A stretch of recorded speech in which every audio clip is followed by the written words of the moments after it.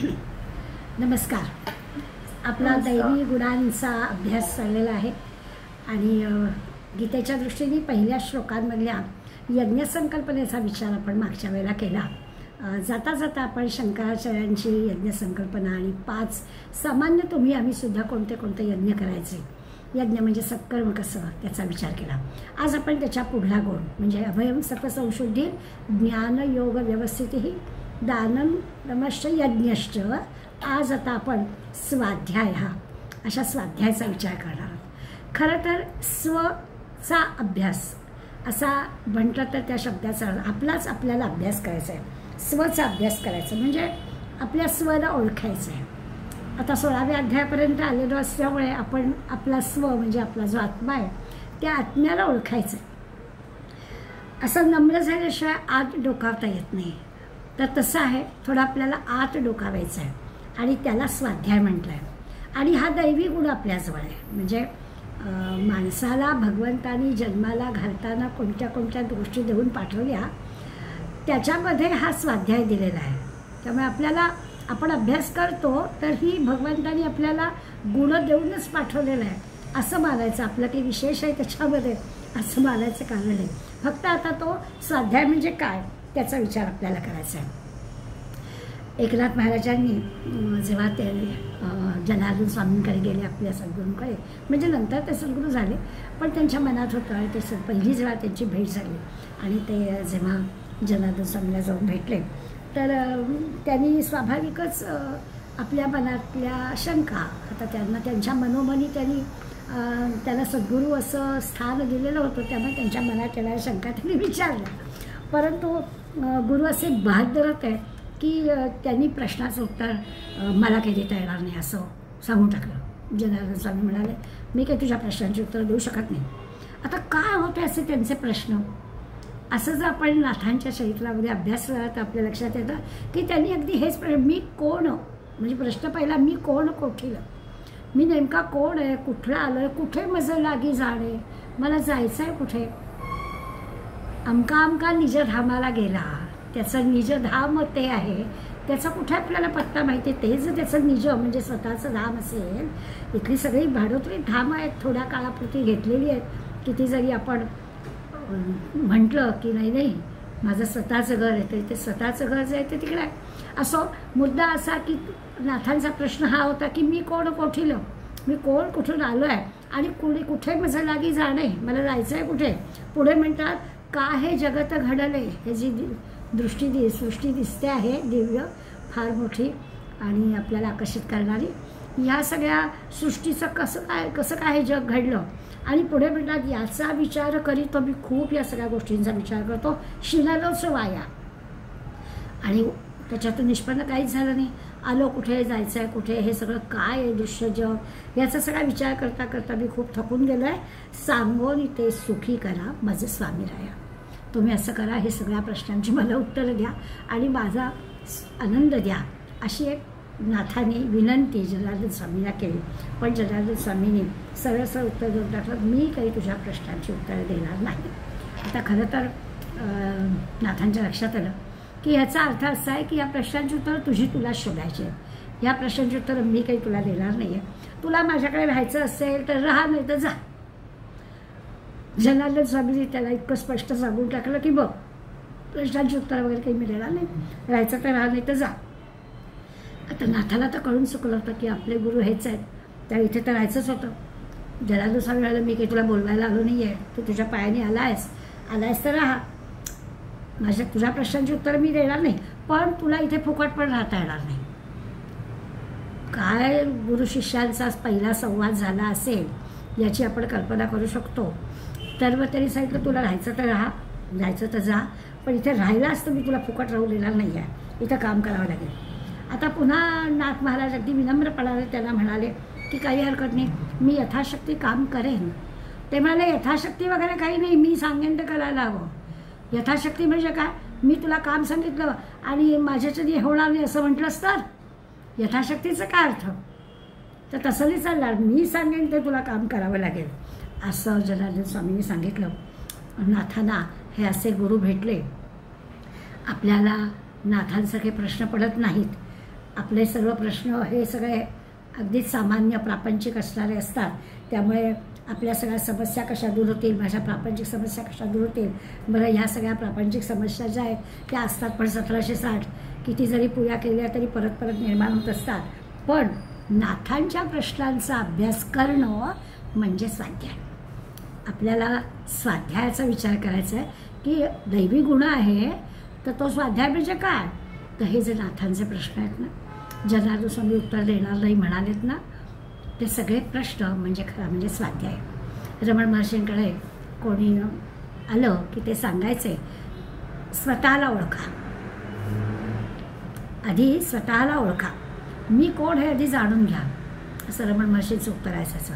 तुम्ही बाहेरच्या चौकशा खूप करता, बाहेरच्या चौकशा करू नका. हे काय आहे ते काय आहे ह्याच्याबद्दल काही विचार करायचं कारण नाही. स्वतःला ओळखा. आपल्याला आपली काही माहिती आहे का, हे जे आपल्याला आपली माहिती असते ना, तो खरा स्वाध्याय. आपण दासबोधामध्ये ओवी नेहमीच आपली पाठ आहे, पाहावे आपण असे आपण या नावं ज्ञान. हे जे काय आहे ना, याच्याबद्दलचा हा स्वाध्याय आहे.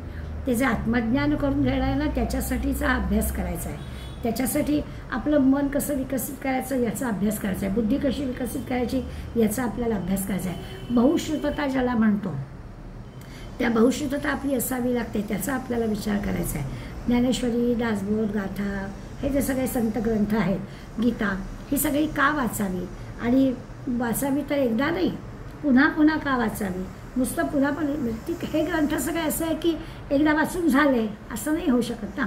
तर पुन्हा पुन्हा ते ग्रंथ वाचावे, पुन्हा पुन्हा श्रवण करावे, पुन्हा पुन्हा त्याचा ग्रंथाचा अभ्यास मनन करावं. अशा प्रकारचा त्याला स्वाध्याय असं म्हणायचं. धुंडा महाराज कीर्तनकार होते.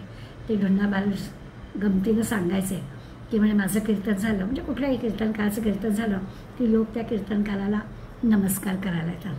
तर धुंडा महाराज म्हणाले की लोक कीर्तनकाराचा नमस्कार करतात, अगदी वाकून पायाला हात ठेवून नमस्कार करतात. तर म्हणाले, 2 तास तुमचं आम्ही सगळं ऐकलं, हे तुमचं तुम्हाला परत द्या.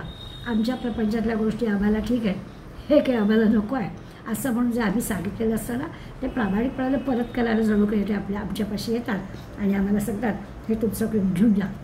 आता खरंच विचार केला ना तर होतं असं, आपण 2 तास काहीतरी छान कीर्तन प्रवचन ऐकून समजा आलो असलो आणि नंतर आपल्याला जर कोणी काही विचारलं तर आपल्याला 5-10 मिनटं त्याच्याबद्दल काही सांगता येऊ शकतं का. म्हणजे ऐकतो तेव्हा आपल्याला छान वाटतं, बरं वाटतं, आनंद वाटतो. पण त्याचं श्रवण, मनन, चिंतन सातत्याने जर झालं तर त्याचा उपयोग आहे, त्याला स्वाध्याय म्हणायचं. आपण स्वाध्याय शब्दाचा अर्थ आधी पाहतो आहे की आपल्याला जो दैवी गुण लाभला आहे तो काय आहे, तर कशाचा अभ्यास करायचा, आधी स्वचा अभ्यास करायचा आहे, आत्मज्ञानाचा अभ्यास करायचा आहे. आणि तो करायचा कसा, तो पुन्हा पुन्हा चांगली गोष्ट पुन्हा पुन्हा पुन्हा पुन्हा आपल्याला आठवायला लागायचं. नाही तर आपण असं ना की दासबोधाच्या परीक्षा झाली आहेत, सखोल अभ्यास झाला आहे, किती आपण वर्णन करतो. गेली 20-22 वर्ष आपलं विवेक दासबोध मंडळ निरनिराळ्या विषयांवरती अभ्यास करत आहे. पण याचा अर्थ आपल्याला अगदी सगळं आलं आहे का, तर नाही. ते सगळं मुरलं पाहिजे, तर आपल्याला त्याचं काहीतरी पुन्हा पुन्हा वाचावं लागतं, पुन्हा पुन्हा अभ्यास करावा लागतो. असं होतं का की यापूर्वी पण ज्ञानेश्वरीचा अभ्यास आपला एकदा झाला आहे, मग आता आपलं 4:30 वाजले बसलं आणि झालं असं पुन्हा वाचावं लागतं, पुन्हा ओव्या पाहाव्या लागतात, पुन्हा तसं काय स्पष्टीकरण कोणी काय काय दिलं आहे ते आठवावं लागतं. ते त्यावेळेला समजा 4-5 वर्षापूर्वी आपण केलं असेल, पण ते आता काळाप्रमाणे काही बदल झाला असेल तो घ्यावा लागतो, त्यातली उदाहरणं आपल्याला बदलावी लागतात. असं किती तर त्याचं चिंतन, मनन, श्रवण पुन्हा पुन्हा ते करणं याची आवश्यकता असते. आपण हे सगळे दैवी गुण पाहत होतो ना, तेव्हा ज्ञानयोग व्यवस्थिती ही असा जो गुण पाहिला तेव्हा युधिष्ठिराची गोष्ट पाहिली होती की त्याला साधं शिकवलं होतं, सत्यम वद धर्मम चर स्वाध्यायान महाप्रबधा. तेव्हा त्यांनी उत्तर दिलं होतं. प्रसंग आपल्याला माहिती आहे की त्यांनी म्हटलं की नाही, माझा अभ्यास झाला नाही. आणि मग का झाला नाही, तर मग गुरुजींना त्यांनी सांगितलं की नुसते शब्द पाठ होतील, पण ते जे मुरलं पाहिजे, त्याचा जे आपलं आचरणात आलं पाहिजे, ते माझं झालेलं नाही आणि म्हणून तो अभ्यास झाला नाही. तसंच आहे की स्वाध्याय करायचा म्हणजे आपल्या आचरणात ते आणता आलं पाहिजे, इतकं त्याचं झालं पाहिजे. नुसतं पाठांतर होईल कदाचित, पण नुसतं पाठ नाही, ते असं हृदयात स्थापित झालं पाहिजे. त्याच्यासाठी आपल्याला प्रयत्न करायचे. व्यवहारामध्ये आचरण करताना त्याचा उपयोग झाला पाहिजे, याच्यासाठी स्वाध्याय हवा. म्हणजे दासबाबा कर्म केलेची करावे, ध्यान धरिलेची धरावे, विवरलेची विवरावे पुन्हा निरूपण. त्याचं आहे की पुन्हा पुन्हा करावं. जे झालं आहे माहीत आहे तरी ते पुन्हा पुन्हा करावं. योग शिक्षक असतात ना, हां, तर ते डिग्री घेतलेली असते योगाची, सगळं बरोबर आहे, पण तरीसुद्धा त्यांना रोज रोज स्वतः अभ्यास करावा लागतो. योगशिक्षक झालो, मला येत आहे सगळं आणि मी दुसऱ्याला शिकवीन एवढंच नाही, त्याचा सराव आपल्याला करावा लागतो. तसंच आहे, संत साहित्याचा अभ्यास करायचा तर तेवढा बुद्धीमध्ये ठसायला हवं ना. खूप आटापिटा करावा लागेल, असं एकदम नाही. आचरणात यायचं म्हणजे अगदी इतकं सोपं नाही आहे. ते पुन्हा पुन्हा ते असतं ना, सैन्याला अलर्ट राहावं लागतं किंवा सगळी शस्त्र चालवता येतात बरोबर आहे, परंतु केव्हा कुठला प्रसंग येईल माहीत नाही, त्यामुळे तयार राहावं लागतं. अचानक कुठली गोष्ट झाली तर कसं करायचं हा प्रश्न निर्माण होता कामा. तसं आहे की आपल्याला सातत्यानं पुन्हा पुन्हा अभ्यास करावा लागतो. लहानपणी आपण इसापनीतीतल्या गोष्टींमध्ये वाचलं होतं की तो जो जंगलातलं रानडुक्कर असतं ते आपल्या सुळ्याला झाडाच्या खोडावरती घासून घासून धार करतं. तर वाघ त्याला विचारतो की अरे हे काय चाललं आहे. तर मी हे रोज करतो. काय करतो तो, मला शिकारी आहे, शिकार करायची असते, तर माझ्या सुळ्याला धार लावता आली पाहिजे, त्यामुळे रोजच मला शस्त्राप्रमाणे अशी धार लावावी लागते. म्हणजे सैन्य झालं काय किंवा बाकी इतकं कशाला, सगळ्या कला ज्या आपण एखादा गायक आहे त्याला असं रोज रोज सराव करावा लागतो, एकदम नाही की असं होत. त्यामुळे गाणाऱ्या चित्रकाराला आहे रोज चित्र काढायला लागतात, गाणाऱ्याला रोज गाणं वाजवायला लागतं. एखादा वादक आहे त्याला रोज आपल्या वाद्यावरती सराव करावा लागतो. स्वाध्यायाशिवाय काहीच करता येणार नाही. आपली जर खऱ्या अर्थानं उन्नती व्हायला हवी असेल, खऱ्या अर्थानं प्रगती व्हायला हवी असेल तर आपल्याला स्वाध्याय करायलाच हवं. माऊली या स्वाध्यायाबद्दल आपल्याला सांगणं की खूप सुंदर माऊलीने आपल्याला एक दृष्टांत दिलेला आहे. 100व्या ओळीपासून आपण सुरुवात करणार. माऊली 100व्या ओळीमध्ये आपल्याला सांगतात, आता चेंडू वे भूमी हाणीजे. साधी गोष्ट आहे, चेंडू आपण भूमीवर आपटतो, जमिनीवर चेंडू आपटतो, हे नव्हे तो हाता हाणीजे. त्या जमिनीला मारण्यासाठी चेंडू आपटत नाही काही आपण, असा तो उसळी मारून वर हातात परत घ्यायचा आहे आपल्याला. काय सुंदर दृष्टांत दिला आहे बघा. चेंडू जमिनीवर आपटला तर काही जमिनीला मारावं हा त्याचा उद्देश नाही आहे, तो अलगद हातात आला पाहिजे. जसं आपण आपटू तसं तो जोरात वरती येणार आहे, उसळून वरती येणार आहे, हा त्याच्या मागचा उद्देश आहे. आता हा उद्देश आपण लक्षात घेतला तर तो स्वाध्यायाला लावायचा आहे. वेदशास्त्रांचा अभ्यास करायचा, अध्ययन करायचं, तर त्या शरीराला कष्ट आहे. अगदी ते म्हणतात ना की त्या वेदांचा अभ्यास करा, वेद पाठशाळेमध्ये शेंडीला दोरी बांधून टांगून ठेवायचं, म्हणजे झोपड येता कामा इकडे तिकडे, की ते पाठांतर झालंच पाहिजे. तर त्याला शरीराला कष्ट देणं हा उद्देश नाही आहे, तर पाठांतर हा त्याच्या मागचा उद्देश आहे. आपलं जे ब्रह्मस्वरूप जे की आत्मज्ञानाचा विचार आपण करतो ते आपल्याला जर कळायला हवं असेल तर आपल्याला काय करायला हवं, तर अभ्यास करायला हवा. तर आधी हे लक्षात घ्यायचं की आपला हेतू काय, शरीर कष्ट मिळण्यासाठी हे सगळं चाललेलं नाही आहे, तर आत्मज्ञान होण्यासाठी चाललेलं आहे. मग उदाहरण देतात, जमिनीवर आपटण्यासाठी नाही आहे, तो पुन्हा उसळून हातात येण्यासाठी चेंडू आहे. दुसरं उदाहरण देतात की शेती बी विखुरीचे परी पिकी लक्ष.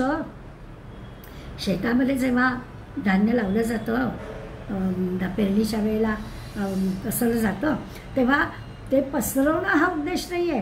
त्याच्यानंतर शेतामध्ये येणारं जे पीक आहे, फळ आहे, त्याच्याकडे त्या शेतकऱ्याचं लक्ष असतं. तसं आहे की आत्ता आपण काय कष्ट करतो हे नाही बघायचं, त्याचं जे ज्ञान मिळणार आहे त्या ज्ञानाकडे बघायचं. स्वाध्याय करण्यामध्ये त्या वाणीला, शरीराला जे काही कष्ट होणार आहेत ते सगळे म्हणजे वाया जाणार नाही आहेत, त्यापासून आपल्याला फायदाच होणार आहे. आणि फायदा म्हणजे कसा, तर त्याचं जे ते काही ज्ञान प्राप्त होणार आहे, मोक्षफळाचं प्राप्त होणार आहे, त्याच्याकडे लक्ष ठेवून साधकाने हा स्वाध्याय आपल्याला करायचा. हो द्या, त्या कष्ट झाल्याशिवाय काय, कष्टाविना फळ नाही, कष्टाविना काहीच होणार नाही. कष्ट केले तरच आपल्याला सगळं मिळणार आहे. आणि त्यासाठी 2 उदाहरणं म्हणून दिली की नेमकं हे सगळं कशासाठी करतो आहे आपल्याला कळलं पाहिजे. चांगलं फळ मिळण्यासाठी धान्य पेरायचं आहे, धान्य पेरलं तर फळ कुठून येणार, किंवा चेंडू आपटला की तो आपटायचा कशाला, तर ते त्या हातात यावं म्हणून. तसं म्हणे आहे की स्वाध्याय का करायचा, तर आपल्याला त्याचं फळ मिळायला हवं म्हणून. ते आत्मज्ञान आपल्याला प्राप्त व्हायला म्हणून आणि भगवंताने ते स्वाध्याय आपल्याजवळ देऊन ठेवलं. फक्त तो आपल्याला विस्मरण त्याचं न होता पुन्हा करायचा आहे. तो केला तर काम होईल. दुसऱ्या ओळीत म्हणतात, नातरी ठेवली देखावया आदर कीजे दिविया का शाखा फळे यावया सिंपीजे मूळ. ते म्हणतात नातरी ठेवले देखाव्या. देखाव्या म्हणजे एखादी वस्तू पाहिला. काय होतं, समजा अंधार आहे आणि अंधारात आपल्याला ती ठेवलेली वस्तू पाहिजे असेल तर जसं आपल्याला दिव्याचा वापर करावा लागतो, आदराने काळजीपूर्वक त्या दिव्याचा वापर करावा. इथे म्हणतात आदर चीजे दिविया. आता आत्मज्ञानाला लावायचे उदाहरणं सगळी जर दिली असती व्यवहारातली ती लावायची आत्मज्ञानाला, तर ते म्हणतात की हे जे सगळं वेदांना नीट सांगता येत नाही आहे, अनिर्वचनीय आहे, शब्दामध्ये सांगता येत नाही आहे, असं जे सगळं आत्मज्ञानाचं वर्णन आहे त्या आत्मज्ञानाला समजून घ्यायचं आहे, ते ब्रह्मज्ञान आपल्याला व्हायचं आहे. तर मग काय केलं पाहिजे, वेदांचा आदर केला पाहिजे. एखादी वस्तू मिळत नाही आहे तर दिवा घेऊन जावं लागतं. तसं हे जे की आत्मज्ञान व्हायचं आहे तर ते आपल्याला कळायला हवं असेल तर मोठ्या आदरानं वेदांचा अभ्यास केला पाहिजे. बरं, नुसता वेदांचा आहे का शाखा फळे याव्या सिंपीचे मूळ. एक दृष्टांत दिला आहे की आपल्याला एखाद्या झाडाच्या शाखांना म्हणजे फांद्यांना पानं येतात, फुलं येतात, फळं येतात आणि ही फळं प्राप्त होण्यासाठी आपल्याला झाडाच्या मुळाशी पाणी घालावं लागतं. का शाखा फळे, त्या फांद्यांना फळं येणार आहेत बरोबर आहे, परंतु पाणी घालायला लागतं झाडाच्या मुळाशी. मग ते झाडाच्या मुळातून ते बरोबर सगळीकडे संबंध झाडामध्ये पुरवलं जातं. योग्य पद्धतीने झाडाची वाढ होते, त्याला काय पानं फळं येतात, ती फळं आपल्याला प्राप्त होतात. तसं म्हण आहे की ही जी काही आत्मज्ञानाची ब्रह्मज्ञान प्राप्तीची जी साधनं आहे ती सगळी जर सफळ व्हायला हवी असेल तर या वेदशास्त्राधिकांना चा अभ्यास आपल्याला, वेदांचा, शास्त्रांचा, श्रुतींचा आपल्याला अभ्यास करायला पाहिजे, त्याचं अध्ययन करायला पाहिजे. आता पुन्हा प्रश्न निर्माण की माऊलींच्या या ओव्यांमधून वेदांच्या अभ्यासाचं वर्णन केलं आहे, आपण तर वेदांचं अध्ययन करतच नाही होत, मग आपल्याला आत्मज्ञानाची प्राप्ती कशी होणार. तर माऊलींनी लगेच पुढल्या ओव्यांमध्ये ती आपल्या मनात शंका येईल हे लक्षात घेऊन त्या शंकेचं निरसन पण केलं आहे. आणि आपल्याला लक्षात येईल की हे वेदांचं अध्ययन करणं म्हणजेच काय. शेवटी आत्मज्ञान होण्यासाठी जो काही मार्ग सांगितलेला आहे त्यातला खरा मार्ग काय, तर वेदांनी, श्रुतीने जरी नेती असं म्हटलं असलं तरी सुद्धा त्या आत्मज्ञानाचा अभ्यास करायचा असेल तर आपल्याला वेदांचा अभ्यास करायला हवा. एखादी गोष्ट सापडत नाही आहे तर ती आपल्याला दिवे घेऊन शोधायला हवी. जर आपल्याला आत्मज्ञान हवं आहे तर आपल्याला आदराने या सगळ्या सद्ग्रंथांचा अभ्यास करायला हवा. हे बहु असो आरिसा आपण पे देखावया जैसा, पुढं ती बहु असा उटीचे प्रीती. आणि मग हे जे काही आपल्याला आहे ते म्हणत आहे बहु असो म्हणजे आता पुष्कळ झालं. मी सांगितलं की आत्मज्ञानाचा अभ्यास करायचा, आत्मज्ञान व्हायला हवं असेल तर आपल्याला अभ्यास करायला हवा, त्याच्याशिवाय पर्याय नाही. मग आता 102 या ओळीत माऊली म्हणतात हे पुरे झालं, आता पुष्कळ सांगितलं. आता आपण पे देखावया जैसा आरिसा, आपलंच आपल्याला मुख पाहायचं असेल तर आपल्याला आरसा असायला लागतो. बरं, नुसता आरसा नाही, तो सगळा स्वच्छ असावा लागतो, तर आपल्याला आपला चेहरा त्या आरशामध्ये दिसणार आहे. पुढं ती बहुसा उठीचे प्रीती म्हणताय. आता मग असं जर आहे तर असं चांगला स्वच्छ आहे तसा चेहरा दिसायला हवा असेल तर त्या आरशाला स्वच्छ ठेवायला हवं. तसं म्हणे आहे की हा जो काही आत्मज्ञानाचा प्रतिपाद्य विषय तैसा प्रतिपाद्य जो ईश्वर हो, काय आपल्याला शोधायचं आहे, आत्मज्ञान करून घ्यायचं आहे, तो जो ईश्वर आहे सगळ्यांमध्ये आहेच आहे, त्याला शोधून काढायचा आहे असा जो विषय आहे तो होवावया लागी गोचरो, तो आपल्याला सहज कळायला हवा. खरं म्हणजे त्याचं वर्णन केलं आहे तो की ज्ञानाने कळणारा नाही आहे, तरीही आपल्याला तो आत्मरूपानं का होईना समजायला हवा. हे कळण्याला श्रुतीचा निरंतर अभ्यास करणे, त्यासाठी आपल्याला श्रुतींचा, वेदांचा निरंतर अभ्यास करायला हवा. जर का आपल्याला आत्मज्ञानाची प्राप्ती व्हायला हवी असेल, खऱ्या अर्थानं ईश्वर कोण आहे ते कळायला हवं असेल तर माऊली सांगतात श्रुतीचा निरंतर अभ्यास करणे, तर वेदांचा कायमस्वरूपी निरंतर अभ्यास केला पाहिजे, तर आपल्याला या आत्मज्ञानाची प्राप्ती होईल. पण म्हणजे काय, श्रुतींचा अभ्यास केला पाहिजे, वेदांचा अभ्यास केला पाहिजे, त्याच्याशिवाय आत्मज्ञानाची प्राप्ती होणार नाही. आणि मग श्रुतींचा अभ्यास करणाऱ्यांना सुद्धा गुरु शिष्याचे अनेक संवाद आपण ऐकलेले आहेत आणि तेव्हा असं लक्षात आलं आहे की शेवटी पाहावे आपण केला असला अभ्यास तरी देखील डिग्री कोर्स पूर्ण झाला आहे म्हणजे आता कळलं आपल्याला आत्मज्ञान झालं असं नाही होत. तर ज्याचं त्याला समजूनच घ्यावं लागतं. ज्याला आत्मज्ञानाची प्राप्ती झाली तो मला आत्मज्ञानाची प्राप्ती झाली आहे असं म्हणू शकत नाही. अशा प्रकारचा विचार आपण आत्तापर्यंत पाहिला आहे. आणि त्यामुळे 103व्या ओवीनंतर 104व्या ओवीत माऊली सांगतायत, हे द्विजानीचं ब्रह्मसूत्र येरा स्तोत्र का नाम मंत्र. आता जरा जरा आपल्याला बरं वाटेल. नाम चालेल, मंत्र चालेल, स्तोत्र चालेल, ब्रह्मसूत्र म्हटलंय म्हणजे आपण 13व्या अध्यायात जेव्हा क्षेत्रज्ञ योग पाहत होतो ना, तेव्हा आपण ब्रह्मसूत्रपद शैव झाल्या सांगून की त्या क्षेत्राबद्दल आणि क्षेत्रज्ञाबद्दल आपल्याला जी माहिती द्यायची आहे तो भगवंत म्हणतो की ब्रह्मसूत्र इत्यादी म्हणजे उपनिषद. आता आपण वेदांचा श्रुतींचा उल्लेख केला, पण उपनिषद चालतील, स्तोत्र चालेल, नामजप चालेल, संतग्रंथांचा अभ्यास चालेल. सगळा हा जो वेदार्थ कळायला हवा असेल तर वेदार्थ आम्हाला काही वेदार्थ कळण्याची आमची योग्यता नाही. आम्ही सगळे वेद वगैरे अभ्यासू शकत नाही. मग आमच्या मनात लगेच येतं की एवढ्या आमच्या महाराष्ट्रामध्ये 18 पगड जातीतले मंडळी संत झाले, कुठे अभ्यासाला गेली नव्हती. काही मंडळी तर अशिक्षितच आहेत, तरीही त्यांना आत्मज्ञानाची प्राप्ती झाली, ते संत पदवीला पोचले. मग कसं काय झालं तर त्याचं आपल्याला लगेच लक्षात येईल की संपूर्ण वेदार्थ कळण्याची क्षमता आमची नाही, तेवढी आमची योग्यता नाही. म्हणजे मग आम्हाला नाहीच का आत्मज्ञान प्राप्ती होणार. तर त्यांनी असं म्हटलं की तसं नाही, आत्मतत्वाची प्राप्ती व्हायची असेल तर मग वेद, श्रुती किंवा ब्रह्मसूत्र म्हणजे उपनिषद हे तर ग्रंथाचा अभ्यास करावाच. पण ह्या सगळ्याचा सुद्धा म्हणजे मी आत्ता 13व्या अध्यायाचा उल्लेख एवढ्यासाठी केला तर इत्यादीमध्ये सगळं येतं. ब्रह्मसूत्र पदैश्चैव इत्यादी. मग पुढे त्यांनी लगेच येरा स्तोत्र का नाममंत्र. मग काय करावं तर उपनिषदांचा सुद्धा अभ्यास करण्याची आमची योग्यता नाही, वेदांचा अभ्यास करण्याची आमची योग्यता नाही. तर मग इतर जे काही आपल्याला उपलब्ध आहे, मग पुराणं असतील किंवा अधिकारी लोकांनी असलेले सद्ग्रंथ असतील, संतांनी सांगितलेले काही पवित्र अभंग असतील, स्तोत्र असतील, अगदी काही नाही तर रामकृष्ण मंत्र जप असेल, नाम घ्या भगवंताचं, अशा सगळ्या गोष्टींचा उपयोग होईल. आणि खऱ्या अर्थानं आपल्याला जे काही ज्या मुक्कामावर पोचायचं आहे तिथेपर्यंत जाता येईल अशी खात्री 104व्या ओवीमध्ये आपल्याला दिलं. हे सगळं जे आहे ना याला अभ्यास म्हणायचं, स्वाध्याय म्हणायचं. स्वाध्यायाचा अर्थ काय तर माऊलीने आपल्याला सांगितलं की हे करायचा, श्रुतीचा वेदांचा अभ्यास करायचा, उपनिषदांचा अभ्यास करायचा. हे पण जमलं नाही तर गाथा वाचावी, दासबोध वाचावा, ज्ञानेश्वरी वाचावी, गीतेचा अर्थ वाचावा, संतांनी लिहिलेले ग्रंथ वाचावे. अगदीच काही जमलं त्यांचे स्तोत्र म्हणावे, तेही नाही जमलं तर नाम घ्यावं. आणि अशा पद्धतीने बऱ्याचदा असं होतं की आपल्याला एकाला एक जमतं आणि आपल्याला हे जमत नाही, मग मी काय करावं असा प्रश्न पडतो. बऱ्याचदा लोक आपल्याला विचारतात. मला एकदा एका आजोबांनी म्हटलं की मी या गोष्टी करतो, आणखीन काय करू. आता वर्ष 84-85 होतं. ते म्हटलं काका खूप करता होतो मी, आता आणखी काही नको. उलट एकीकडे आपल्याला नाही मला आता ना एवढं वाचवत नाही किंवा मला मोठा ग्रंथ हातात घेवत नाही. मग आपण लगेच सांगतो काही नाही, आता फक्त नामजप घ्या. माऊलीने एकदा हेच सांगितलं की शरीराला आधीच्या ओव्यांना सांगून झालं की ते सगळं करायला हवं. तो शरीराचा कष्ट नाही, शरीराला त्रास नाही आहे, ते जे फळ आहे त्याच्याकडे बघायचं आहे.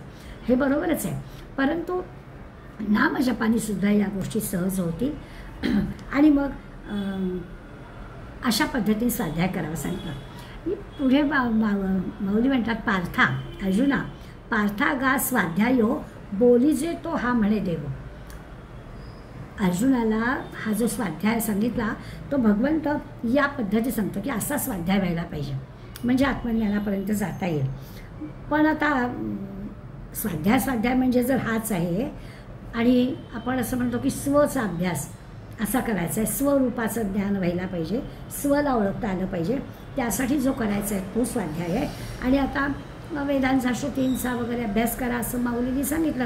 आणि पार्था का स्वाध्याय बोलू जो तो हा म्हणे देव, तर देवाने सांगितलेला अभ्यास तो हाच आहे असं सांगितलं आहे. आणि एकीकडे मात्र स्वला ओळखणं आहे, म्हणजे वेदांचा अभ्यास म्हणजेच स्वाध्याय किंवा उपनिषदांचा अभ्यास म्हणजेच स्वाध्याय. आता एकीकडे जर सगळे वेद अनंत किंवा अपौरुषेय आहेत, त्यांचं ज्ञान त्यांचा अभ्यास म्हणजे स्वाध्याय असं आहे, तर मग आपण आता ना त्याचा अर्थ लावायचा. वेदांमध्ये अनंत विषय आहेत, अनंत. वेदांमध्ये नाही असं कुठेच नाही असं म्हटलेलं आहे.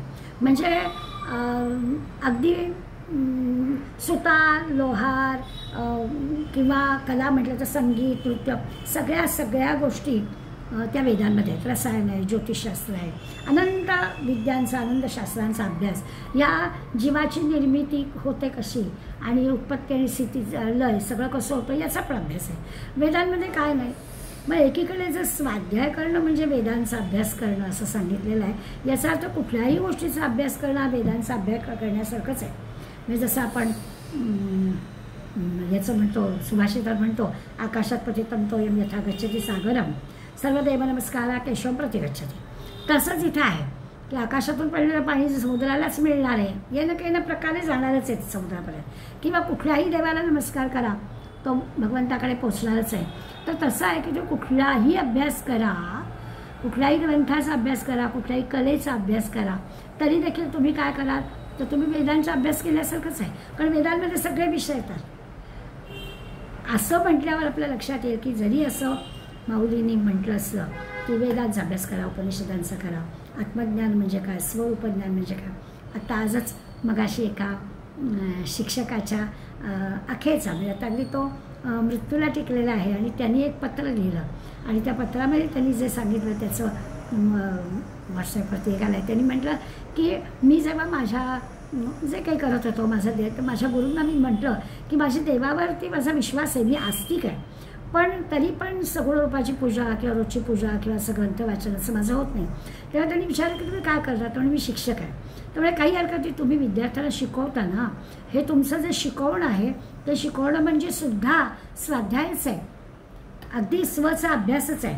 फक्त ते करताना आपल्याला काहीतरी मोबदला मिळतोय म्हणून आपण करतोय असा विचार फक्त ठेवायचा नाही. म्हणजे आपण पुन्हा बघा तिसऱ्या अध्यायातला कर्मयोगाचा विचार इथे येईल की कर्म कसं करायचं आहे, त्या कर्माचा योग कसा करायचा आहे ते ठरलं की हा वेदांचा, श्रुतींचा आणि उपनिषदांचा, ग्रंथांचा अभ्यास असाच त्याचा अर्थ आहे. म्हणून इथे आपल्या लक्षात येईल की पण लक्षात असं घ्यायचं की 35% पासिंग म्हणून 35%च नाही करायचं बरं का. 35%च्या पासिंगचा अर्थ होता 65% अज्ञान आहे. तर आपल्या तसं निदान 65% तरी आपल्याला मिळाले पाहिजेत असा विचार करून जे आपण कर्म करतोय ते जर आपण 65% चांगल्या पद्धतीनं करू शकलो तर मग आपण म्हणू की ते वेदांमध्ये सांगितलेल्या कर्माप्रमाणेच आहे असं लक्षात.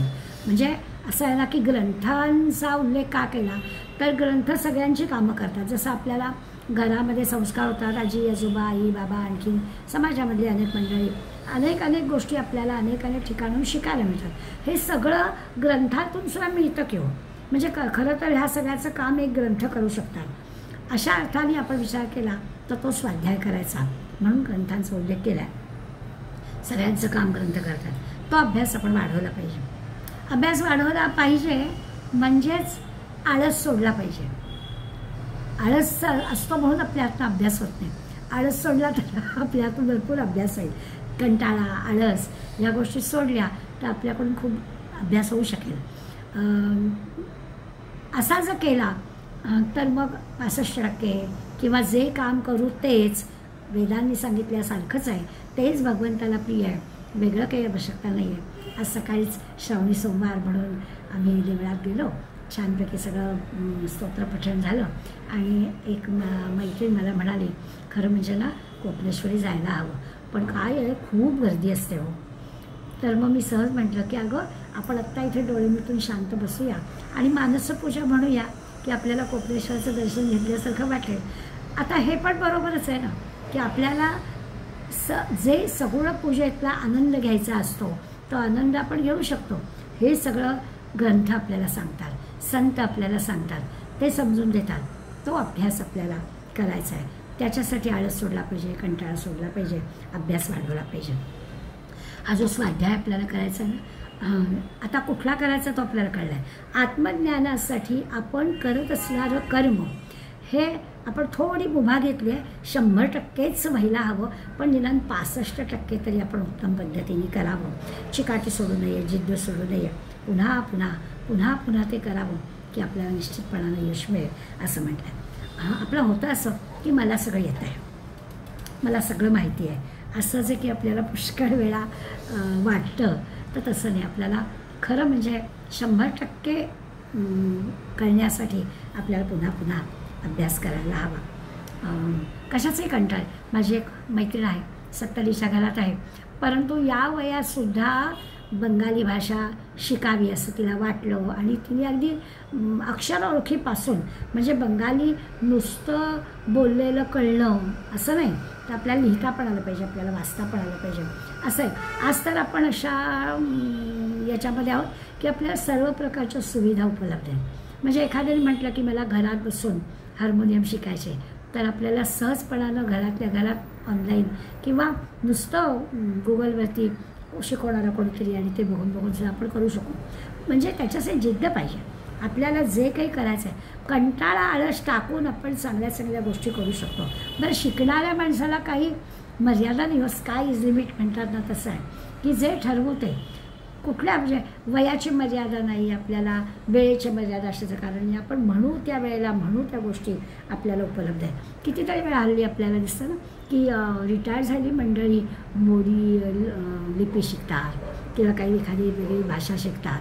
तर ह्या सगळ्या गोष्टी पण ह्याच्यात आहेत. स्वाध्याय म्हणजे की फक्त आध्यात्मिक ग्रंथांबद्दलच आपल्याला विचार करायचा आहे असं मानण्याचं काही कारण नाही.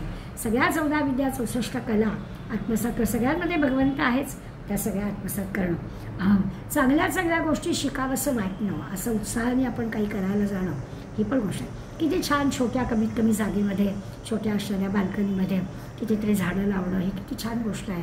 ती तिथे बघण्याचं शेवटी आनंद हा आपल्याला छोट्या मोठ्या सगळ्या गोष्टीतून मिळतो. त्याच्यासाठी तर आपला प्रयत्न आहे. सुखरूप होणं म्हणजे काय, तर त्या भगवंताचा हात आहे तो असा फुलांनी पानांनी सगळ्या गोष्टींनी आपल्याला दिसतो, तो आपल्याला बघायचा आहे. तशा कितीतरी गोष्टी आपल्याला करता येतात. त्यासाठी आपल्याला फक्त उत्साह हवा. लहानांकडून शिकायची पण हौस हवी. असं नाही की म्हणजे आता होतं असं कधी कधी, आता आपल्या वयामुळे आपल्याला त्या जाणीव होते की बऱ्याच वेळा तांत्रिक गोष्टी आपल्याला कळत नाहीत आणि मग आपल्या घरात नातवंडांकडून आपल्याला ते शिकायला, म्हणजे त्यांनाही शिकवायला आवडतं आणि आपल्यालाही शिकायला आवडतं. तर तसं करावं. लहानांकडून शिकून घेण्याची सुद्धा आपल्याला स्वाभाविकच तयारी असायला हवी. कधी कधी गमतीनं करायला हरकत नाही की आपण त्याचा जसा अभ्यास करतो, आपला अभ्यास त्याला घ्यायला लावायचा, हातात त्याच्या पुस्तक ठेवायचं आणि वगैरे माझं जरा पाठ झालं आहे का, आणि मग त्याला सांगायचं आणि मधून जरा एखादी चूक पण करायची, म्हणजे आजी चुकल्याचा आणि त्याचाही आनंद घेता येतो.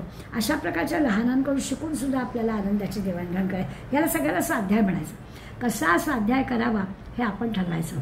पण जो दैवी गुण म्हणून स्वाध्याय दिला आहे त्याच्यासाठी आपल्याला काय करता येईल, तर असा आळस झटकून टाकायचा, कंटाळ झटकून टाकायचा, जिथून जिथून जसं जसं छान छान काय जे मिळेल ते घेण्याचा प्रयत्न करायचा. छान मोठ्या मोठ्या लोकांशी विद्वानांशी चर्चा करावी.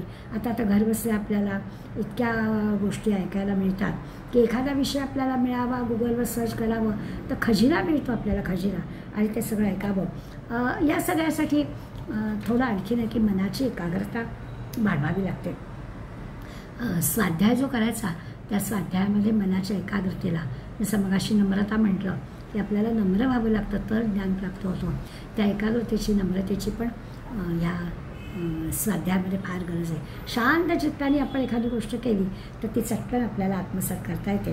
आणि नेहमी म्हणतात वादे वादे जे आहे ते तत्वबोधा, की आपण सुसंवाद केले तर एकमेकांच्या सुसंवादातून आपल्याला काही तत्वांचा बोध होतो, तसा करून घ्यावा. आता ह्या सगळ्यामध्ये स्वाध्यायाचाच विचार करायचा झाला, अडचणी कुठे येतात तर कुठेतरी ईर्ष्या असते, कुठेतरी काहीतरी एकमेकांबद्दलची स्पर्धा असते. त्याला जराही थारा द्यायचा नाही, कुठेही तो थारा द्यायचा नाही. कुठे द्वेष नको, मत्सर नको, ईर्ष्या नको, काही स्पर्धा नको, म्हणजे मग आपली प्रगती होते. प्रत्येकाची जी काही गती आहे त्या गतीमध्ये कदाचित कमी जास्त फरक असेल, तो लक्षात ठेवायचा आणि आपल्याला सहजपणानं पण न कंटाळता आपल्या ध्येयापर्यंत जाण्याचा प्रयत्न करायचा. मनामध्ये एकदा त्या ज्ञानलालसा उत्पन्न झाली, हे मला हवं आहे, हे मला कळलं पाहिजे, हे मला जमत नाही आहे, पुन्हा मी करणार आहे, पुन्हा मी करणार आहे, असं जर केलं तर आपल्याला आपली त्याच्याबद्दल त्या ज्ञानाबद्दलची सुद्धा श्रद्धा वाढली पाहिजे, करावंसं वाटलं पाहिजे. नाही तर नको बाबा, आपल्या काही बसकी बात नाही आहे म्हणून आपण सोडून देतो. तर तसं न करता एखाद्या ग्रंथाचा अभ्यास करायचा. खूप दिवसापासून योग वशिष्ठ ग्रंथ माझ्या घरामध्ये होता. 4 वेळा मनात पण आलं, उघडून पण पाहिलं, पण लक्षात असं आलं की अरे एवढ्या सगळ्या 6 खंडांचा अभ्यास होणार आहे का आपल्या हातून. पण मग पटकन मार्ग मिळाला की अरे दर शनिवारी आहे बरं का, 9 ते 10 ऑनलाईन या, तुम्हाला ऐकायला मिळेल. आणि मग लक्षात असं आलं की अरे तासाभराच्या अभ्यासाने आपल्याला या ग्रंथाच्या आतमध्ये शिरता येणार आहे. अशी संधी दवडायची नाही, मिळेल तशी घेत राहायचं असं होतं. म्हणजे आपली ती जी इच्छा असते ती पुरी करण्याची भगवंताची पण जबाबदारी असते. भगवंत पुरं करतो, फक्त आपण ती इच्छा दाखवली पाहिजे. आपण काहीतरी प्रयत्न करत असं दिसलं तर आपल्याला नक्कीच त्या भगवंताची मदत होते. दुसरं म्हणजे स्वाध्यायामध्ये थोडंसं असं पण आहे की 4-2 मंडळी म्हणजे गट हवा आपला, म्हणजे मग अभ्यास करता येतो. आत्ता जसं म्हटलं की स्पर्धा वगैरे नको, बरोबरच आहे, पण स्वाध्याय नीट व्हायला हवा असला तर जसं एकांताची गरज आहे, एकांतामध्ये आपल्याला नवी दृष्टी मिळते, विचार होतो, विवेक होतो, काहीतरी सुचतं, तसं गट पण हवा. म्हणजे 2-4 मंडळी जर आपल्यावर असतील तर एकमेकांच्या विचारधारेने, एकमेकांच्या सुसंवादाने आपल्याला नवं काही ज्ञान प्राप्त करण्यासाठी, नवा विचार सुचण्यासाठी याचा उपयोग होतो. अगदी युरेका सगळ्यांचं होतं, सुचतं. आपण एकांतात असतो तेव्हा सुचतं, 4-2 मंडळीत असतो तेव्हाही आपल्याला सुचतं. निवांत जागा पण असायला हवी, परंतु कुणाचं तरी मागे, म्हणजे असं असतं ना की आपणच आपलं करतो म्हटलं होते, का जायचं वंटाईच्या देवळामध्ये एकादशीच्या दिवशी 18 अध्याय गीता म्हणायला. तर ती वेळ ठरलेली आहे, 5-50 सगळ्या भगिनी येतात, छानपैकी म्हटलं जातं, चतुर्थीला स्तोत्र म्हटली जातात, एकादशीला गीता म्हटली जाते. त्याच वेळामध्ये मी घरी करीन म्हटलं तर होत नाही. मग 5-6 अध्याय होतात, मग थांबायचं, पुन्हा करायचं असं होतं. की मग ना सगळ्याच्या सगळ्या अध्याय त्या दिवशी होतातच असं नाही, पण कुठेतरी आपण एकत्र गेलो तर होतो. तोही स्वाध्यायाला अनुकूल असणारा विषय आहेच आहे असं आपल्याला दिसेल. दुसऱ्याबरोबर काही नियम केला ना तर तो होतो. रुद्र नीट म्हणता आला पाहिजे, संथा घेऊन झालेली आहे, पण एखाद्या मैत्रिणीशी संधान बांधावं आणि दर सोमवारी तो ऑनलाईन का होईना म्हणावा, तर आपले ते बरोबर पुन्हा पाठ केलेला रुद्र आपला नीट होतोय ना याच्याकडे लक्ष राहतं. असं जे आपण करतो तो स्वाध्याय, असा स्वाध्याय करावा. अशा अनंत गोष्टी आपल्याजवळ आता उपलब्ध आहेत, सगळ्या जरी करतातच, म्हणून त्यालाच स्वाध्याय असं म्हटलेलं आहे. खरं आहे, एका अर्थाने हे देवी सरस्वतीचंच केंद्र आहे स्वाध्याय करणं म्हणजे. म्हणून ते पूर्वी असं असायचं ना की म्हणजे काय म्हणायचं, भारत हा अमृताची फळं देणारा, म्हणजे ऋषीमुनीच्या आश्रमात जायचं किंवा पाठशाळेमध्ये स्वाध्याय करायचा की तिथे सगळ्या गोष्टी आपल्याला सहज प्राप्त होतात. ऋषीमुनी हे स्वतः स्वाध्याय करणारे, तिथे पाठशाळेमध्ये असणारे शिष्य पण स्वाध्याय करणारे. त्या स्वाध्यायाच्याबद्दल नेहमी माऊलींचे जे 3 शब्द आहेत ना ते वापरले. कसं तर म्हणे स्वाध्याय म्हणजे ऋषीमुनींच्या आश्रमामध्ये स्वाध्याय करणं, तिथे काय काय असतं, कामधेनू असतो, कल्पवृक्ष असतो, चिंतामणी असतो. माऊलींचे सगळ्या लाडक्या नेहमीचे दृष्टांत आहेत. कामधेनू म्हणजे अगदी सुग्रास सात्विक चांगलं अन्न ती कामधेनू देते, जे हवं आहे ते उपलब्ध असतं. कल्पवृक्षामध्ये मागू ते फळ मिळणार असतं. आणि चिंतामणी म्हणजे ऐहिक पारलौकिक तुमचं काही पण असू दे, कुठल्याही चिंता, त्या सगळ्या चिंता तो मिटवून टाकतो. अशा 3ही गोष्टी स्वाध्यायानं प्राप्त होतात. त्या ऋषींच्या आश्रमात 3ही असतं. म्हणजे काय तर ऋषींच्या आश्रमात स्वाध्याय असतो आणि या स्वाध्यायामध्ये या 3ही गोष्टी प्राप्त होतात. का स्वाध्याय करायचा तर हे सगळं मिळतं. आणि म्हणून स्वाध्याय आपला कल्याणाचा मार्ग आहे. 105व्या ओवीत त्यांनी आपल्याला सांगितलं की देवाने सांगितलेलं आहे, तो मी तुला स्वाध्याय सांगितला, आपण पण का स्वाध्याय करायचा ते आपल्याला कळलं. पार्थागा स्वाध्यायो बोधीचे हा म्हणे देवो, आता तपशब्दावी प्रावो आणि कसा. आणि मग पुढला गुण घेतला आहे की तो तपाचा आहे. मराठे काकांनी आपल्या याच्यामध्ये या स्वाध्यायाबद्दल म्हटलं आहे, ते जाता जाता सांगता येईल, मग आपण तपाकडे वळूया. स्वाध्यायाचे 2 अर्थ मराठे काकांनी सांगितलं. एक म्हणजे आता आपण जे वर्णन केलं त्याच्यातलं, पण मराठे काकांनी त्याला वेगळ्या पद्धतीनं रचना केली. अर्थ तोच आहे. ते म्हणतात की एक अर्थ बरोबर आहे, धर्मग्रंथ किंवा तत्त्वज्ञानाचे जे ग्रंथ आहेत त्यांचा नियमित अभ्यास करणं याला स्वाध्याय म्हणायचं. आत्ता आपण पाहिलं की अगदी वेद उपनिषदं नाही जमली तरी सद्ग्रंथांचा, संतांच्या ग्रंथांचा, स्तोत्रांचा, नामजपाचा अभ्यास करावा, बरोबर आहे. आणि दुसरा स्वाध्याय शब्दाचा अर्थ जो मग अशी आपण पाहिला, स्वस्य अध्याय. स्वस्य अभ्यास म्हणजे काय तर स्वतःचं अध्ययन.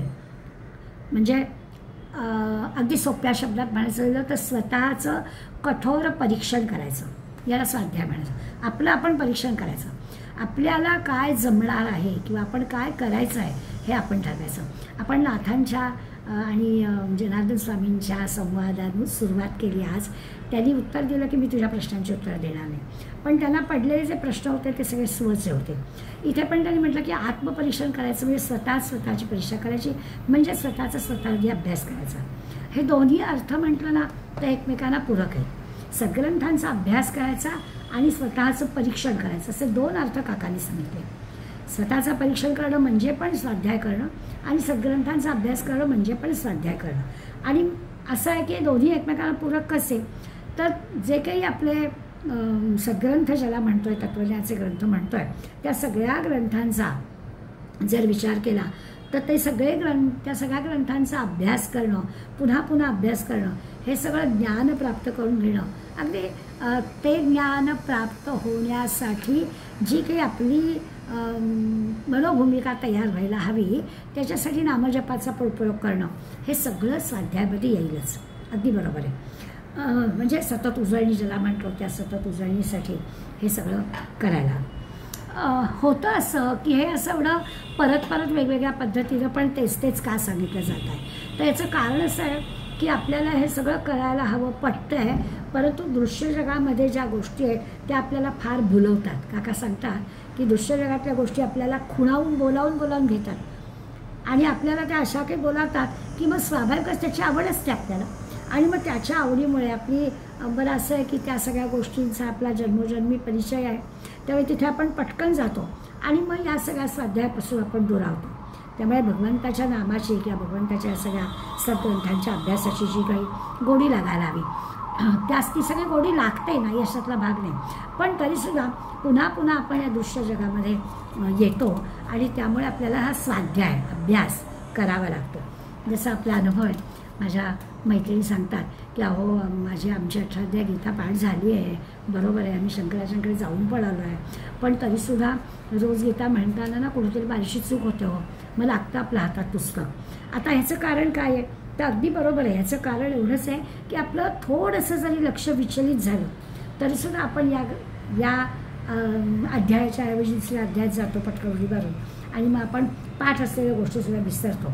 दृश्य जगामधल्या ज्या गोष्टी आहेत त्या दृश्य जगातल्या गोष्टींकडे थोडं आपलं आकर्षण वाढतं, तिकडे लक्ष जातं आणि आपली गडबड होते. हे तर काय नित्याचंच आपलं आहे. एकदा आमच्या शाखेमध्ये एक स्पर्धा झाली. स्पर्धा सोपी होती की आपण इतके अभंग ऐकतो, तर ते अभंगाची एक ओळ फक्त सांगायची आणि दुसरी ओळ तुम्ही सांगायची, अशी थोडी स्पर्धा होती.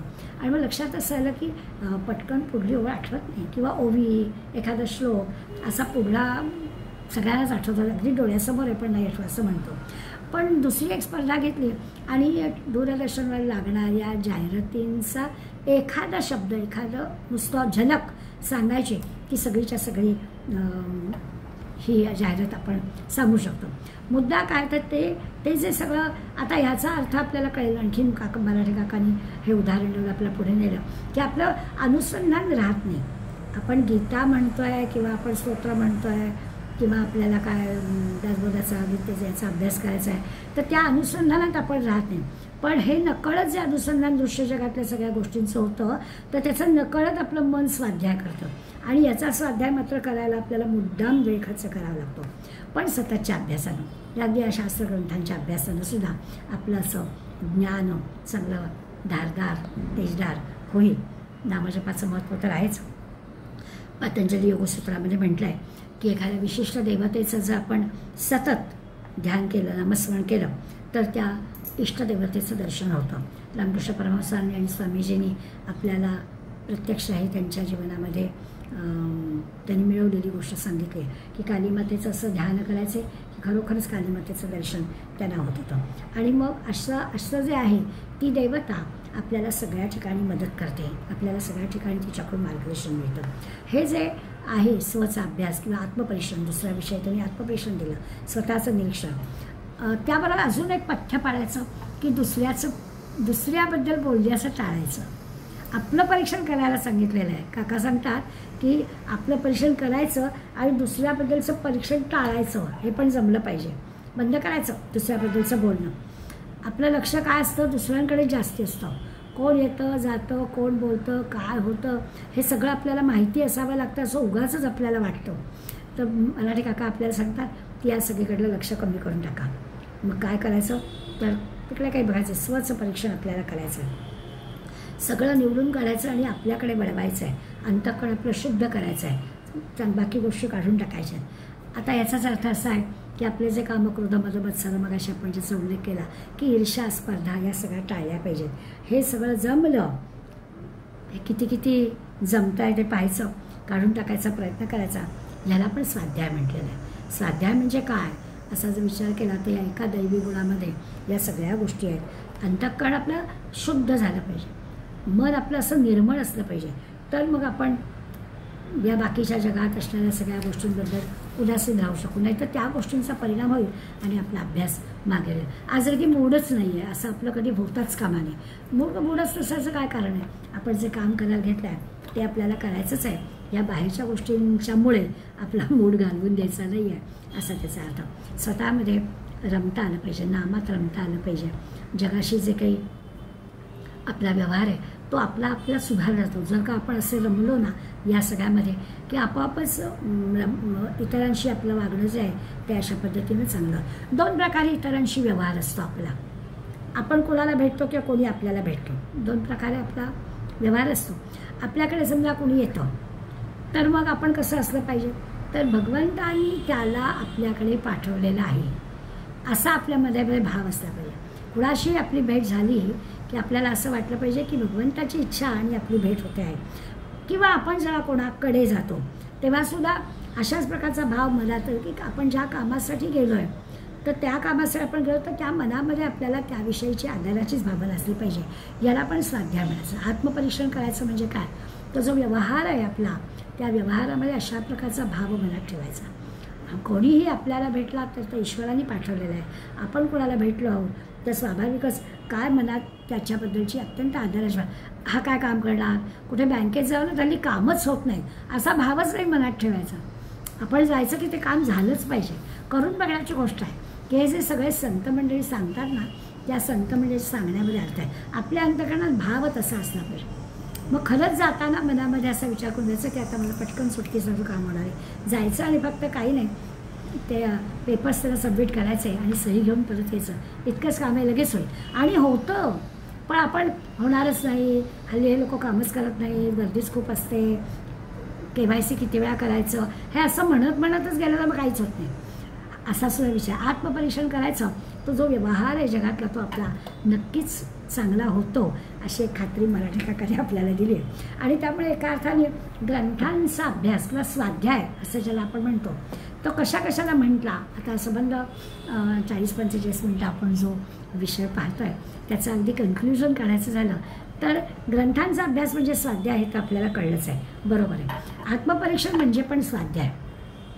आणि मग हे करताना जनसेवा ज्याला म्हणतो आहोत, इतरांबरोबर आपला असा व्यवहार आहे किंवा ईश्वर सेवा आहे, हा सुद्धा अभ्यासच आहे. या सगळ्याला स्वाध्याय म्हटलं. आपल्या लक्षात येईल की आदरणीय दादाने म्हणजे पांडुरंग शास्त्री आठवल्याने आपली जी सगळी चळवळ होती, काम होतं, त्याला स्वाध्याय असं नाव ठेवलं होतं. म्हणजे आपल्या लक्षात येईल ही या नावाची त्यांनी जगभर चळवळ केली. या सगळ्यामध्ये काय आहे तर तेच स्वाध्याय करणं म्हणजे आपला सगळ्यांशी असणारा व्यवहार हा असा छानच झाला पाहिजे. याच्यासाठी आपण कसं असलं पाहिजे, मग आपलं म्हणजे पुन्हा सगळ्या गोष्टी त्याच पद्धतीने आहेत. तो जो स्वचा अभ्यास आहे. कुठं आणखी वेगळं आत्मज्ञान ब्रह्मज्ञान म्हणजे काय करायचं आहे, तर सर्व ठिकाणी ईश्वरच आहे हा जो विचार आपल्याला सांगितला आहे तो कळण्यासाठी आपला व्यवहार कसा असला पाहिजे. आणि तो व्यवहार भगवंताने तुम्हा आम्हाला 26 गुणांच्या मध्ये देऊन ठेवलेला आहे. तो फक्त आपल्याला वरची धूळ झटकून टाकली पाहिजे, स्वच्छ पुसून घेतला पाहिजे आरसा की आपल्याला ते दिसणार. असा आपण दैवी गुणामधला हा स्वाध्यायाचा विचार केला. आता आपण पुढल्या ह्याला जाणार आहोत ते म्हणजे तप. स्वाध्यायस्तप आर्जवम, तप आणि आर्जव असे 2 पहिल्या श्लोकातले राहिले. आता तप म्हणजे काय, तर आपल्याला शब्दाचा अर्थ कळतो की आपले कष्ट करण्याची तयारी पाहिजे, श्रम करण्याची आपली तयारी पाहिजे, देहाला राबविण्याची आपली तयारी पाहिजे. तप करणं म्हणजे तापणं, शरीराला कष्टविता आलं पाहिजे आपल्याला. म्हणजे आत्ता जसं स्वाध्यायात आपण म्हटलं की पुन्हा पुन्हा केलं पाहिजे, तसं तपामध्ये सुद्धा आहे की एकदा नाही कळलं तर पुन्हा पुन्हा पुन्हा पुन्हा. म्हणजे मला जेव्हा कोणी कोणी म्हणतं की बघूया 60व्या वर्षात, आत्ता मध्यंतरी आमच्याकडे असं एक झालं की सगळ्यांनी निदान एखादा गीतेचा श्लोक रोज आपल्या, माझी बहीण आहे ती शंकराचार्य जाऊन गीता पाठ करून आलेली आहे, तर म्हटलं मावशीला बरं वाटेल. आणि सगळ्या भासरांनी आठवड्यातून एकदा काय तुम्हाला सवड मिळेल त्या फोनवरती 1-2 श्लोकांची संथा घ्यायला सुरुवात करायची, होईल वर्ष 2 वर्ष बरे. मला बहुसंख्य आमच्या भासराने उत्तर दिलं, आम्ही ना तुमच्या वयात गेलो की करणार आहोत. तर तेव्हा असं आठवतं की तप करणं म्हणजे काय, तर आत्ता तुम्हाला सगळं करावं लागतं. तुम्हाला ऑफिस वर्क आहे, तुम्हाला घर आहे, तुम्हाला सोशल सगळ्या गोष्टी आहेत, सगळं करायचं आहे. त्यात हे पण करायचं. मी निवृत्त झाल्यावर करीन, मग मी ज्ञानेश्वरी उघडेन, मग मी दासबोध उघडेन, त्या मगला अर्थ नाही. आत्ता मनात आलं की लगेच सुरू करायचं. मिळतो वेळ आपल्याला, मिळत नाही असं नाही. तर हेच एक पूर्वी तप 12 वर्ष करायचं होतं. 12 वर्षाचं काम होतं. अभ्यास करायचा होता एखाद्या ग्रंथाचा, तर तो 12 वर्ष करायचा, त्याला तप म्हणायचं. आणि मग आपल्याला असं वाटतं तप शब्दावरून की हे फक्त ऋषीमुनींनी करायचं काम आहे. तपश्चर्या करणं, तप करणं हे फक्त संतांनी ऋषीमुनींनी करावं. त्यांना सगळ्या जगाची चिंता असते, जगाच्या कल्याणा संतांच्या विभूती. त्यामुळे संत मंडळी हे काम करतील आपल्याला की करायला नको. आपल्यासारख्यांना आपलं घर संसार करावा, त्यांच्यावरती सगळं टाकावं म्हणून ते आपल्याला सांगतात. पण असं नाही होतं पाहिजे. आपल्यालासुद्धा ह्या सगळ्या गोष्टी जमल्या पाहिजेत. म्हणजे हे अगदी ऋषीमुनींसारखं 12 वर्षाचा तप जमला नाही, पण 12च्या जागी 24 वर्ष लागतील, पण आपल्याला ते काम करता आलं पाहिजे. आणि त्यामुळे आधीच आपल्याला काही कळत नाही आणि आपल्याला ते आपली योग्यता पण नाही असं सारखं धरून नाही चालायचं. अहंकार जसा स्वाध्याय केला तसं तपही आपल्याला करायचं. समजेपर्यंत प्रयत्न करा. तप म्हणजे काय, ते कळेपर्यंत करत राहणं, होईपर्यंत, पूर्ण होईपर्यंत करा. त्याच्याचे खूप कष्ट पडतील, खूप श्रम पडतील. ज्यालाही कंटाळा येऊ द्यायचा नाही, ज्यालाही आळस येऊ द्यायचा नाही, करायचंच. पूर्वीच्या वेळेला मुलं गुरुगृही जात असत आणि सगळ्या प्रकारची म्हणजे कामं पण करायची आणि अभ्यास पण करायचा. काही म्हणजे प्रत्येक गोष्टीला त्यांना असा कष्ट लागायचेच करायला, मेहनत करावीच लागायची. अलीकडे आपल्याला मेहनतीचा विचार केला, कष्टाचा विचार केला तर काही नाही, सगळं सहज आपल्याला उपलब्ध आहे. मग तरी देखील जे काही म्हणजे कमी वेळात आपल्याला सगळ्या गोष्टी करता आल्या पाहिजेत ना, तर तसं घडत नाही. तपो मे हृदयम असं भगवंत स्वतःबद्दल म्हणतो. म्हणजे तप म्हणजे माझं हृदय आहे, इतकं त्या तपाला महत्त्व दिलं आहे. याच्यामध्ये भागवतामध्ये भगवंत सांगतात, सृजामी तपसाई वेदम ग्रसामी तपसा पुनः बिभरती तपसा विश्वम वीर्यम मे दुष्टम तपहा. तपाचं वर्णन कराय की हे सगळं जे काही विश्व आहे ना, मी हे सारं विश्व तपाच्या योगाने निर्माण करतो. भगवंत सांगतायत की हे सगळं विश्व मी तपाच्या योगाने निर्माण करतो आणि तपाच्याच योगाने आपल्या स्वस्वरूपामध्ये लीन करून घेतो. तपोबलानेच विश्वाचं पोषण करतो, सगळं तपोबलाने. तपातच माझं सगळं सामर्थ्य साठवलेलं आहे. भगवंत म्हणतो तपो मे हृदया, माझं सगळं सामर्थ्यच आहे ते या सगळ्यामध्ये. सगळी सृष्टी निर्माण करणं, तिचं पालनपोषण करणं, तिला स्वस्वरूपामध्ये लीन करून घेणं, सगळ्या गोष्टी मी तिचं पोषण करणं, सगळं मी तपोबलाने करतो. ह्या भागवतामध्ये एक कथा आहे. आदिदेव म्हणजे ब्रह्मदेव ज्यांनी निर्माण केलं आहे सगळं संबंध विश्वाचा तो गुरु, एकदा आपल्या आसनावर असा सचिंत बसला होता.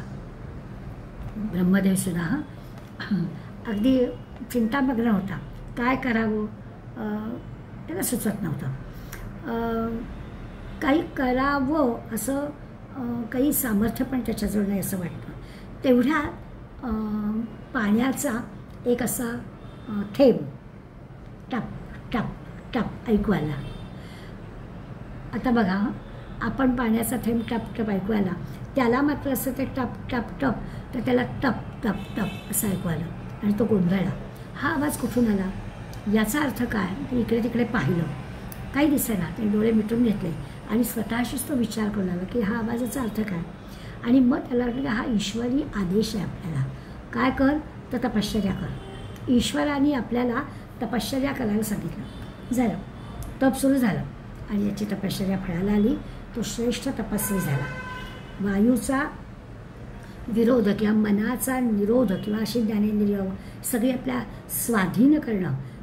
तप करणं म्हणजे काय तर डोळे मिटून घेतले आणि सगळी इंद्रिय आधी स्वाधीन करून घेतली. कर्मेंद्रिय, ज्ञानेंद्रिय आणि ब्रह्मदेवाचं येते. त्यामुळे थोडी नाही 1000 वर्ष या ब्रह्मदेवाने तपश्चर्या केली म्हणे. आणि मग भगवंत ब्रह्मदेवावर प्रसन्न झाले.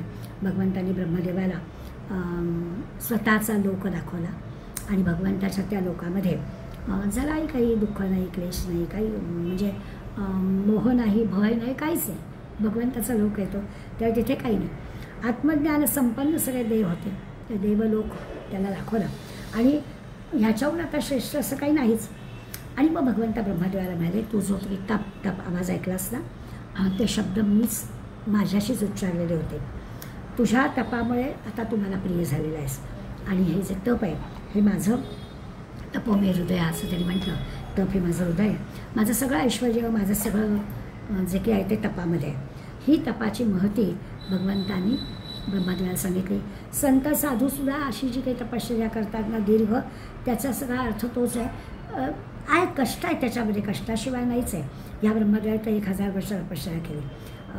आपण व्यवहारात उदाहरण नेहमी सोन्याचं देतो की सोन्यालासुद्धा अग्नीमध्ये टाकल्यानंतरच त्याला ते झळकतं. तसं आहे की कष्ट घेतल्याशिवाय आपल्याला ज्ञानप्राप्ती होणारच नाही आहे.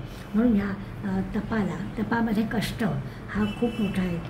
त्रास कष्ट म्हणजे शरीराला त्रास देणं, कष्ट देणं, तर शरीराला सामर्थ्य प्राप्त होतं. अशा आता या तपाचे 3 प्रकार आहेत. 3 प्रकार म्हणजे कसं तर आपल्याला सत्व रजतम माहिती आहे तसं सात्विक राजस तामस असे 3 तपाचे सुद्धा प्रकार आहेत. खरं तर विषय मोठा आहे त्यामुळे आज काही आपलं तप आणि आर्जव दोन्ही होणार नाही आहे. तर तपाची आपण नुसतीच ओळखून घेतली की आपल्याला जर का हे करायचं असेल तर आपल्याला कष्ट घेतल्याशिवाय मिळणार आहे. स्वाध्यायामधले कष्ट परवडले एक वेळ, इतकं ह्या तपामध्ये कष्ट आहे. पण स्वाध्याय वेगळा आणि तप वेगळं. तप ही गोष्ट आत्ता आपण म्हटलं तसं की एखाद्या गोष्टीच्या प्राप्तीसाठी सातत्यानं त्याच्यावर प्रयत्न करणं. स्वाध्यायामध्ये आपण पाहिलं की स्वचा अभ्यास आहे. तर तो अभ्यास झाला आणि पुढलाच गुण लगेच भगवंतांनी तप घेतला. त्या तपाचा विचार आपण पुढल्या वेळेला आधी करू. ओवी आपण पुढल्या वेळेला पाहू. आज आपण स्वाध्याय करणार आहोत आणि या स्वाध्यायाला न कंटाळता, आळस न वाटता सातत्यानं तो स्वाध्याय करत राहणं आपोआपच आपल्याला, आपण जे काही करतोय ते म्हणजे आपण प्रापंचिक कामं करतोय ती, काही समजा अन्य काही करत असतो तरी ती, ही सगळी मनापासून उत्साहानं पूर्णपणानं करायची. त्याच्यात काही न्यून ठेवायचं नाही. याला स्वाध्याय म्हटलं आहे. आपण जाता जाता 3 गोष्टी पाहिल्या की सद्ग्रंथांचा अभ्यास म्हणजे पण स्वाध्याय, स्वतःचं परीक्षण करणं म्हणजे पण स्वाध्याय आणि स्वतःच्या परीक्षणाबरोबरच की आत्मपरीक्षण करायचं आणि अनाठही आपण दुसऱ्यांच्या ज्या गोष्टी करतो त्या टाळायच्या कशा, त्याचा पण आपण विचार केला. त्या करण्यासाठी म्हणून आणि सेवा, ईश्वर सेवा किंवा जलसेवा अशा गोष्टी करणं हे पण स्वाध्याय. अशा 3 प्रकारच्या स्वाध्यायांचा आपण विचार करूया. तपाचा थोडा अभ्यास आपल्याला करावा लागेल. राजस, सात्विक आणि तामस तप म्हणजे काय, तर त्यातला तामस तप आहे ते म्हणजे दासबोधामध्ये त्याचा उल्लेख केला आहे की त्रास शरीराला कसा की जीभ हे करून ठेवणं किंवा निरनिराळ्या देहाला कष्ट पडतील अशा गोष्टी करणं, एका पायावरच उभं राहणं किंवा काय साष्टांग नमस्कार घालत काहीतरी खूप मोठी नर्मदा परिक्रमा करणं वगैरे वगैरे अशा ज्या गोष्टी आहेत त्या तामस गोष्टीमध्ये येतील.